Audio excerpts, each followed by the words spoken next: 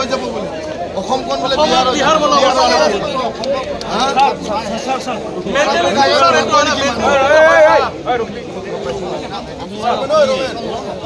Sir এই বিশাল বিশাল যে এটা লড়া আছে হি এলসি চলাই কিবা চলাই এই বিশালে আমার আজি যে যোনটো কৰিছে না কালপ্রিট মেইন কালপ্রিট বিশাল হয় না বিশাল আজি মই এটা গম পাই কিনে আপোনাক কৈছো বিশাল মইতো এটা মই চাওক এটা মই এটা কথা কৈছো না আমি থানাত গৈ আছো এটা ঠিক আছে আপোনালোকে তাক কৈ দিলে চাওক আপোনালোকে লৈ নাহে আমি থানাত বহি আমি থানাত আছো আমি থানাত বহি আছো স্যার যেতিয়ালৈকে পুলিচ নাহে স্যার আমি এতিয়ালৈকে ঘণ্টা 2 ঘণ্টা গলিয়াতে চিঞৰি আছো তাতে মানুহ হেন্ডেল লৈ কিনে শুই আছে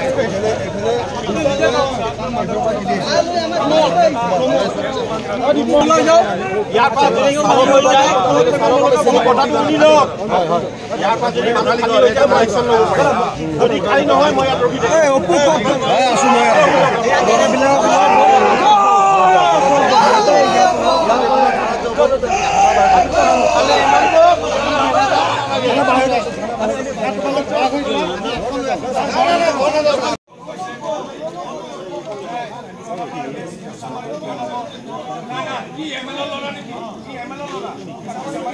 ডিউটি কৰিলো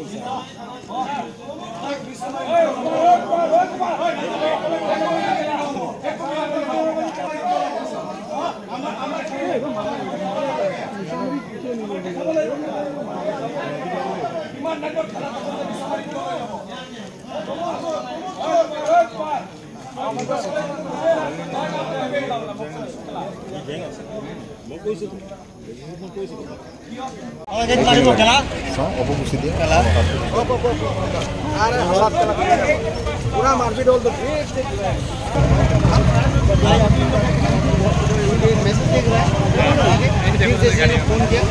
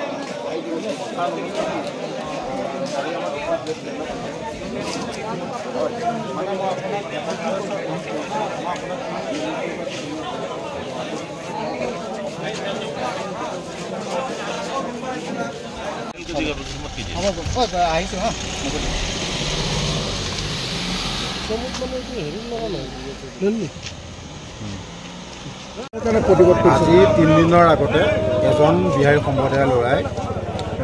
এজন ল'ৰাক ধমকি দিছে যে ৰাঙাপাৰাখন বিহাৰ বনাই দিম ভাতটো গুচোৱা নাপাই বিহাৰ বনাই দিম আৰু আমি তাতে পেচাব কৰিম তাতে বিহাৰ হৈ যাব য'ত থৈ পেলাম য'ত পেচাব কৰিম তাতে বিহাৰ হৈ যাব আৰু অসমীয়াক মুটি দিম মূৰত সেই প্ৰতিবাদত আমি গোটেইখিনি অসমীয়া আজি ওলাই আহি পেলাই থানাত আমি প্ৰতিবাদ কৰি পেলাই থানাত আমি এজাহাৰ এখন দিয়া হ'ল তেখেতক এৰেষ্ট কৰা হ'ল যদিও আমি গোটেইখিনি তাৰপৰা প্ৰশাসনে ক'লে যে আপোনালোকে যেতিয়া এৰেষ্ট কৰা হ'ল আপোনালোকৰ মতলবটো কি মানে আপোনাৰ উদ্দেশ্যটো কি আমি যে ক'লোঁ তেখেতে আমাক ক্ষমা বিচাৰিলে ৰাজহুৱাভাৱে আমি মানি ল'ম তেখেতে ভুল কৰিব পাৰে ডাঙৰ কথা নহয় তাৰপিছত আমি ওলাই পেলাই আমি এইফালে ওলাই ঘৰমুখী হওঁতে আমি এখন থাৰ এখন কাৰ্ট লৈ আহিছিলোঁ তহঁতে ইয়াৰ পৰা বিহাৰী মাইকী মতা ওলাই পেলাই গাড়ী দুখন আমাৰ ভাঙি দিলে আৰু ভাঙি দিয়াৰ কাৰণে আজি আমি ইয়াত উত্তেজিত হৈছোঁ বেলেগ কথা নাই আৰু কোন দুজনৰ নাম কৈছিলে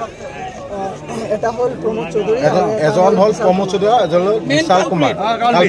দুজনে গোটেই বিহাৰী ছ'চাইটি চলাই আছে আৰু কথা হ'ল কি আমাৰ ইয়াত মানে কি বিহাৰীয়ে যদি আমাৰ অসমীয়া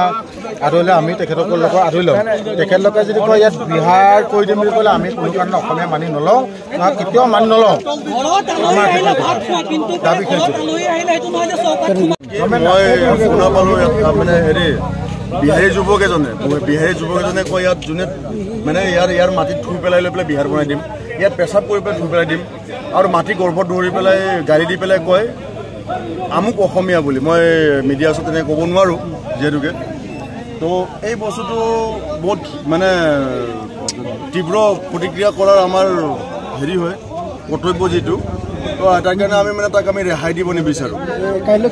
কাইলৈ তেওঁক আমি ইতিমধ্যে তাক লকআপত ৰখা হৈছে। এক মিনিট, তেওঁক কালি এতিয়া বৰ্তমান মানে তেওঁক হেৰি লকআপত ৰখা হৈছে। আৰু মেইন টাউনত তেওঁক নিউল্যাণ্ড কৰাই পেলাই ৰাস্তা ব্লক কৰি পেলাই 10:30 পৰা 11টা বজাৰ ভিতৰত অসমীয়া সমাজক সেৱা আৰু ক্ষমা বুজিব লাগিব। আৰু ইয়াত অসমত যিহেতুকে সিহঁতে আছে, বিহাৰীগিৰি কেতিয়াও নচলিব, অসমীয়াগিৰিৰ বাহিৰে কোনো গিৰি নচলিব ইয়াত।